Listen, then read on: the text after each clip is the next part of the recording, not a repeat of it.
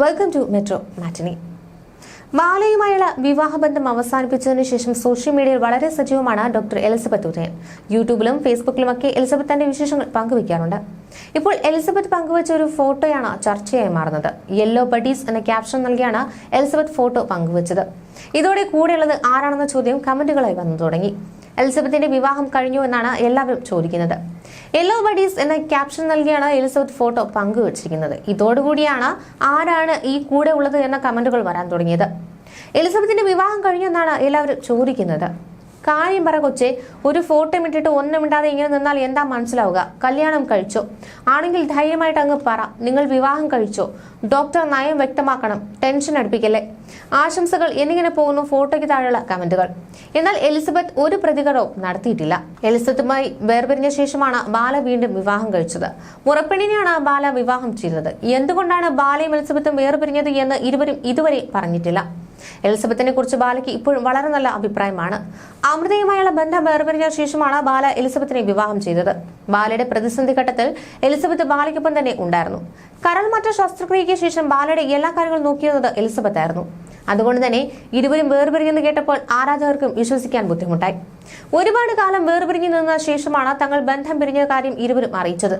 എന്നാൽ ഈ സമയത്തൊന്നും തന്നെ പരസ്പരം കുറ്റപ്പെടുത്തിയില്ല. ബന്ധം വേർപിരിഞ്ഞുവെങ്കിലും ബാല ഒരിക്കലും എലിസബത്തിനെ കുറിച്ച് മോശമായി പറഞ്ഞിട്ടില്ല. ബാലയുമായി ബന്ധം അവസാനിപ്പിച്ചതിനു ശേഷം എലിസബത്ത് വീണ്ടും പ്രൊഫഷണൽ ലൈഫിൽ ആക്റ്റീവായി. കേരളത്തിന് പുറത്താണ് എലിസബത്ത് വർക്ക് ചെയ്യുന്നത്. യാത്രകളാണ് ഇപ്പോൾ എലിസബത്തിന് ഇഷ്ടം. അതുപോലെ യൂട്യൂബിലും ഫേസ്ബുക്കിലും വിശേഷങ്ങൾ ആരാധകരുമായി പങ്കുവയ്ക്കാറുണ്ട്. പൊതുവെ കമന്റുകൾക്കൊന്നും എലിസബത്ത് പ്രതികരിക്കാറില്ലെങ്കിലും അടുത്തിടെ ഫേസ്ബുക്ക് പോസ്റ്റിൽ വന്ന മോശം കമന്റിന് എലിസബത്ത് മറുപടി നൽകിയിരുന്നു. നെഗറ്റീവ് കമന്റുകളിട്ട് നാണം കെടുത്തിയാൽ വീഡിയോ ഇടുന്നത് നിർത്തിവെക്കാമെന്ന് ആരും കരുതണ്ട എന്നും എലിസബത്ത് പറയുന്നുണ്ട്. കുറെ നെഗറ്റീവ് കമന്റുകൾ ഞാൻ കാണാറുണ്ട്. എനിക്ക് ഓട്ടിസം ആണെന്ന കമന്റ് കണ്ടു. അതൊരു അസുഖമാണ്.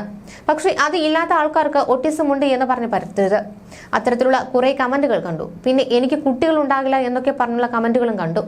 അതിനുള്ള തെളിവുകളും റിപ്പോർട്ടുകളും ഇല്ലാതെ പറഞ്ഞു പരത്തുന്നത് നല്ലതാണോ എന്ന് എനിക്കറിയില്ല. എന്നെ നാണം കെടുത്താനായി പണം വാങ്ങിയാകും കമന്റുകൾ ഇടുന്നത്. നിങ്ങൾ എന്തൊക്കെ ചെയ്താലും ഞാൻ ഇനിയും വീഡിയോസ് ഇടും. ഒരുപാട് നാണം കിട്ടും, ഇൻസൾട്ടഡ് ആയിട്ടുമാണ് ഇവിടെ വരെ എത്തിയത്.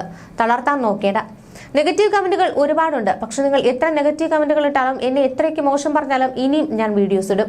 ഞാൻ അത്രയും മോശപ്പെട്ട അവസ്ഥയിൽ നിന്നും, ചതിക്കപ്പെട്ട അവസ്ഥയിൽ നിന്നും, വളരെ സങ്കടകരമായ അവസ്ഥയിൽ നിന്നും ഒക്കെ മുമ്പിലേക്ക് വന്നുകൊണ്ടിരിക്കുകയാണ്. നാണം കിട്ടുന്നതിന്റെ മാക്സിമം അവസ്ഥയിൽ നാണം കിട്ടിയിട്ടുണ്ട്. ഇഷ്ടപ്പെട്ട ആളുകളുടെ കയ്യിൽ നിന്നും നാണം കിട്ട് ഇൻസൾട്ടായി. അങ്ങനെ കുറെ ബോഡി ഷേമിങ്ങിനും വൃത്തികെട്ട ഒരുപാട് കാര്യങ്ങളും അനുഭവിച്ചു.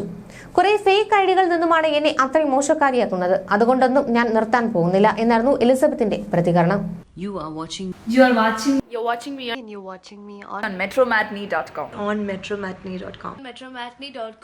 metromatney.com. Subscribe for more videos. Subscribe for more videos. Subscribe here for more videos. Subscribe now. Thank you.